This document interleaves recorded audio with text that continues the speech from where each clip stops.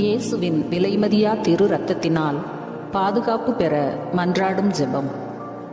ஆண்டவராகிய இயேசுவே, உமது பேறு பலன்களில் புண்ணியங்களில் கொண்ட விசுவாசத்தினால் இப்பொழுதும் நான் உமது விலைமதிக்க முடியாத திரு இரத்தத்தை எடுத்து உச்சந்தலையிலிருந்து உள்ளங்கால் முழுவதும் என் மேலும் என் குடும்பத்தினர் அனைவர் மேலும் தெளிக்கிறேன். என் வாழ்விற்கும் என் குடும்பத்தாரின் வாழ்வுக்கும் முழுமையான பாதுகாப்பை மன்றாடுகிறேன்.